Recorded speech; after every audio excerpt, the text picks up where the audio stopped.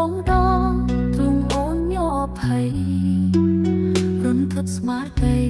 លងស្នេហ៍ថ្លៃហើយឬពីជាតិមុនយើងជាគូស្នេហ៍គូពីបុកទេឲ្យអូនជួបស្នេហ៍ម្ដងទៀតបើជាការពិតស្នេហ៍យើងឆ្លងជាតិសូមជួបបងទៀតគ្រប់ជាតិណាថ្លៃតើជាការពិតដោយការកាត់ទេ